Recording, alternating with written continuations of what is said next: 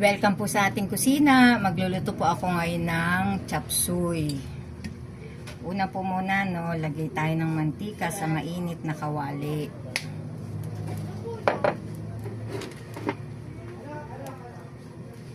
At tapos, gisap po tayo ng bawang.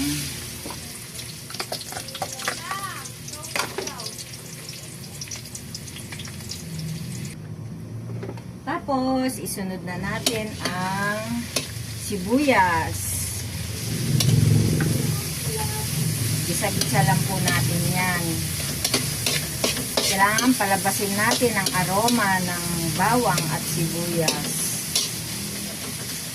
Yan, lutuin lang po muna natin maigi yan.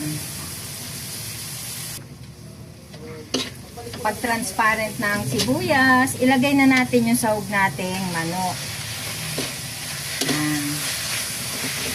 Lalagyan po natin yan ng patis para pantanggal po ng lansa ng manok. Yan. Lutuin lang po muna natin itong maigi, yung sahog natin.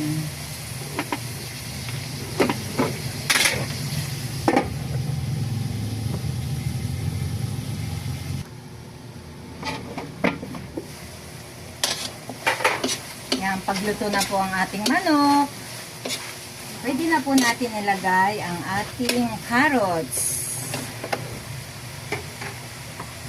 Ganyan din ang ating bagu beans at chicharon. Ilalagay na rin natin ang ating sayote.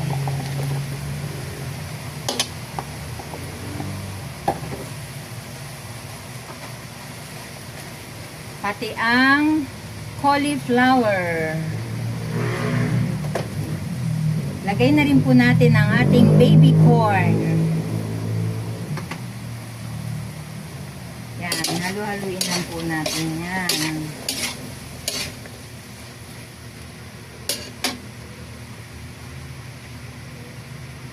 Lagyan po natin ng paminta.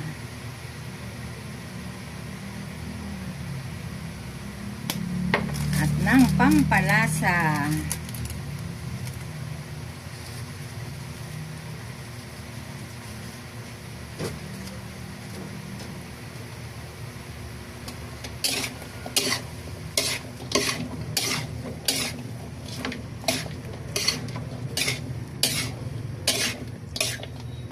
Takpan lang po muna natin yan para maluto ang ating gulay.